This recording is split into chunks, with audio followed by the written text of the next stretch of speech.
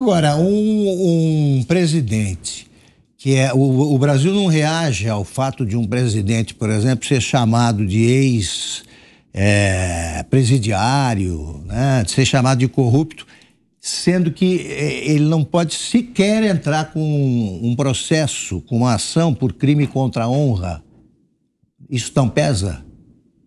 É engraçado, né? Porque existe uma teoria de que a pessoa mais simples ela se incomoda mais com a corrupção, mas a gente vê a gente vê no voto que não é isso. A classe média sim se revoltou demais com o que aconteceu.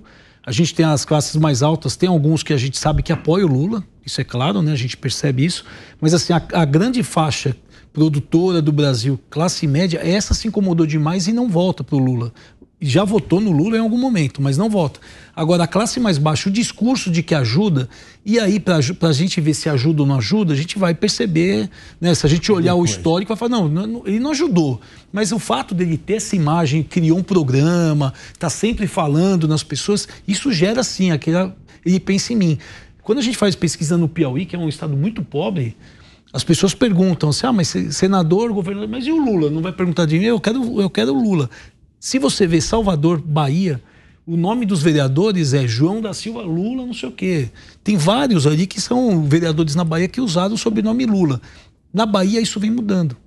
Isso vem mudando, mas continua, a força dele com o povo é muito grande. No Nordeste.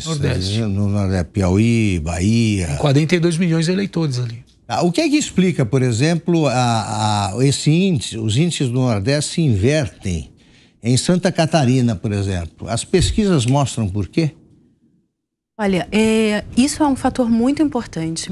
Quando a gente analisa pesquisas nacionais e que às vezes falam por que estão dando tantas diferenças, né, entre uma pesquisa e outra, a gente faz muita pesquisa regional.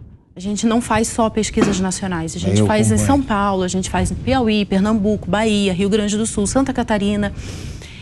E a gente olha muito, dá uma lupa, um zoom nesses resultados. E quando a gente lê um resultado, por exemplo, de uma pesquisa nacional, a gente se surpreende com algumas coisas. Por exemplo, um candidato Lula, por exemplo, em alguns estudos, em alguns levantamentos, quase encostado no candidato Bolsonaro, quando que uma pesquisa sozinha no estado mostra outro quadro. Mostra outro quadro. Então, é por isso que a gente tem muita confiança no trabalho que a gente faz dentro da Paraná Pesquisa, porque a gente faz um estudo muito grande e muito aprofundado nas regionalidades e nessas especificidades que a gente está conversando aqui. E é por isso que assim, essas diferenças, esses erros e tal, quando a gente pega numa pesquisa muito grande, onde a gente não tem um controle, o Brasil é um país continental. Mas quando a gente olha regionalizado, olhar esses resultados é tão importante quanto olhar uma pesquisa nacional.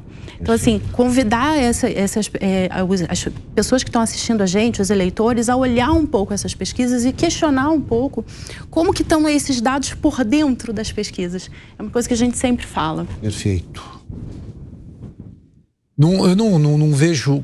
O fato, quando você isola um estado, realmente você vai ter ali uma capilarização maior para fazer a pesquisa. Então você acaba chegando em lugares... E quando fala de Santa Catarina, é um estado produtor, agropecuário. Então você tem um perfil ali, muita classe média. Né? Então, assim, é um perfil... Há desemprego em várias regiões. Com um nível de empregabilidade muito alto. Muito alto. Muito alto. Exatamente. Né? Com um nível de classe social, assim, de renda muito alto. Então, é um estado sui generis, é um estado que é um pouco diferente e que quando a gente faz uma pesquisa estadual, a gente consegue ter essa capilaridade. A gente consegue estudar 50 municípios, não 5, 6 municípios, às vezes numa nacional.